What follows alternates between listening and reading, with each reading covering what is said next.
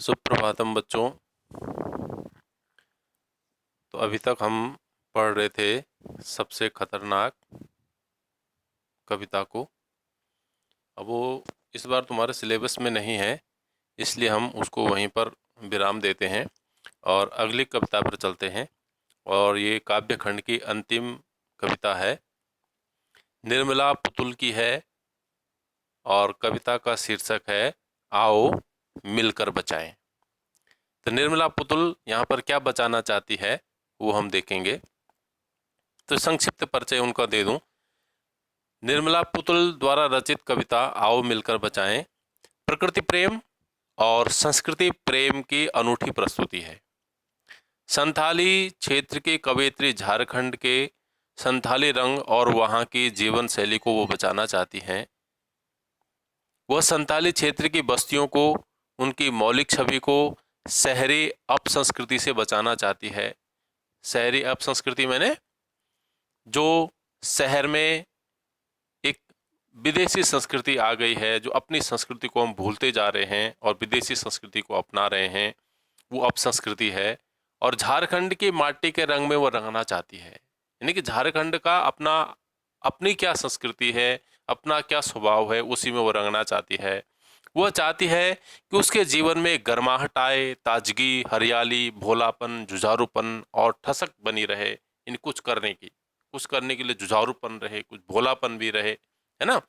तो वहाँ के लोग पहले की तरह धनुष बाण धारण करें, कुलाड़ी फरसा रखें, उन्हें वहाँ के वनों की शुद्ध स्वच्छ वायु, नदियों की पवित्र जलधारा, पहाड़ी गीतों की धुन, मिट्टी की सुगंध, नाचने गाने के लिए गीत और आंगन, रोने के लिए एकांत, बच्चों के खेलने के लिए मैदान, पशुओं के लिए हरी हरी घास, वृद्धों के लिए पर्वतीय घाटियों की शांति मिलती रहे। वह अब भी पहले की ही तरह आशा, विश्वास और सपनों के संसार में जीना चाहती है, यानी कि जो हमारी पुरातन संस्कृति रही है उसी को आज भी देखना चाहती है ना। तो कविता के दो अंश को हम पढ़ेंगे और एक ही वीडियो में तो नहीं हो पाएगा, इसलिए चलो आज इतना देखते हैं। अपनी बस्तियों को नंगी होने से, शहर की आबो हवा से बचाएं उसे, बचाएं डूबने से पूरी की पूरी बस्ती को हड़िया में। तो क्या कह रहे हैं यहाँ पर, अपनी बस्ती को नंगी होने से, शहर की आबो हवा से बचाएं उसे। तो अपनी बस्तियों को मैंने अपने जो हमारी बसावट है, अपनी जो हमारी बस्ती है, उसको किस चीज से बचाना है, बोले नंगी होने से। नंगी होने के यहाँ पर तीन अर्थ हैं। एक तो कम कपड़े पहनना, दूसरा मर्यादा में न रहना, यानी कि निर्लज्ज हो जाना। जैसे कि हमें अपनी मर्यादा में होना चाहिए, किसके प्रति कैसा हमें व्यवहार करना चाहिए, कैसी बात करनी है। आज के बच्चे अपने से बड़ों का सम्मान ही नहीं करते, उनके प्रति ठीक से बात ही नहीं करते, वो अमर्यादित होना है ना। और तीसरा अर्थ है इसका, क्षेत्र का जो वृक्ष पेड़ पौधे विहीन होना। क्षेत्र वृक्ष और पेड़ों से विहीन हो जाएगा तो वो भी तो नग्न हो जाएंगे ना, पहाड़ भी, है ना। तो वो ये तीनों अर्थ हैं यहाँ पर। तो उन तीनों अर्थों को लेकर के चलेंगे कि अपनी बस्तियों को, एक तो हमने ये जो अमर्यादित लोग हो गए हैं, जो बाहरी अपसंस्कृति आ गई है, और क्षेत्र में जो पेड़ पौधे काटे जा रहे हैं, पेड़ों से विहीन जो क्षेत्र हो रहे हैं, इन चीज से हमें, इन तीनों चीजों से हमने अपनी बस्ती को क्या करना है, बचाना है।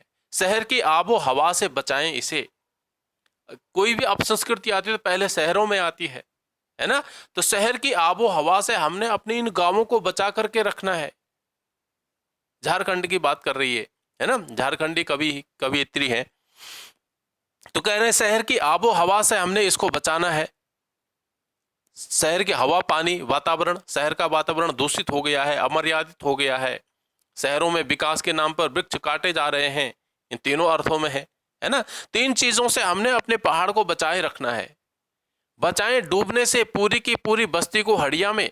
और इस पूरी की पूरी बस्ती को हमने क्या करना है, बचाना है। नहीं तो क्या हो जाएगा, यदि इस प्रकार ही पेड़ काटे जाएंगे और ये अमर्यादित लोग हो जाएंगे और अपसंस्कृति हो जाएगी, तो एक दिन ऐसा आएगा कि यहाँ की बस्ती के लोग बस हड्डी का ढांचा भर रह जाएंगे।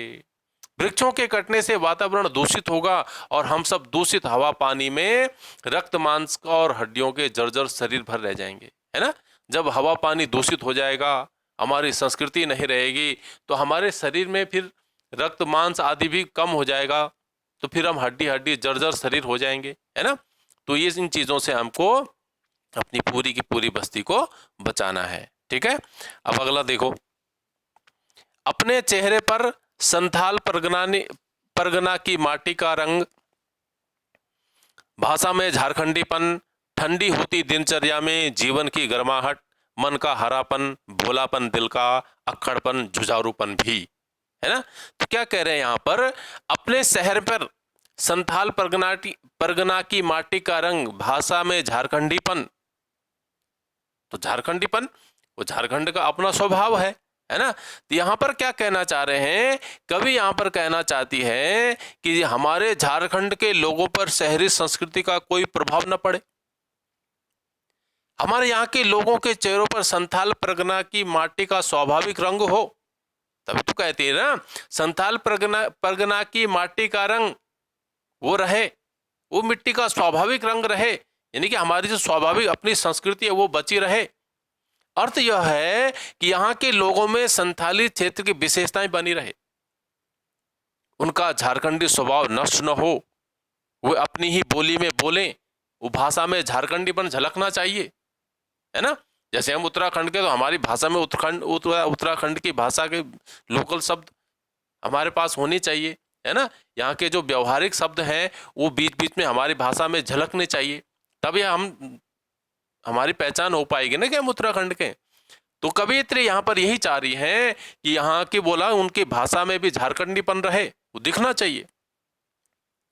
और ठंडी होती दिनचर्या में जीवन की गर्माहट, मन का हरापन, भोलापन, दिल का अक्खड़पन, जुझारूपन भी। ठंडी होती दिनचर्या, दिनचर्या क्या हो रही है, ठंडी हो रही है। ठंडी होने का मतलब एक ठहराव सा आ गया है, लोगों में कुछ जुझारूपन नहीं है, कुछ संघर्ष करने का मन ही नहीं है, कुछ करना नहीं चाहते हैं बैठे बैठे हमारा सारा काम हो जाए। तो मानो लोगों की जीवन की दिनचर्या ठहर सी गई है, दिनचर्या सीमित हो गई है, उत्साह नष्ट हो गया है। तो कवियत्री चाहती हैं कि उनके जीवन का उत्साह फिर से लौट आए, मन में पुनः वही सरसता व मधुरता आ जाए, उनके हृदयों में जो चालाकी और दुनियादारी की जगह पहले जैसा ही भोलापन आ जाए, है ना। तो जो दिनचर्या ठंडी हो गई है उसमें कुछ गर्माहट आ जाए, गर्माहट आना मैंने कुछ करने का जज्बा आ जाए, मन का हरापन, भोलापन दिल का, और मन का हरापन मैंने मन में वो चालाकी न रहे जो हम दुनिया को बेवकूफ बनाना चाहते हैं, मन में वो सरसता रहे, वो मधुरता रहे, एक दूसरे के प्रति प्रेम रहे, और दिल का भोलापन, दिल में कोई बनावटी ना हो, वो दिल में भोलापन, सीधा स्वभाव आदमी का होना चाहिए।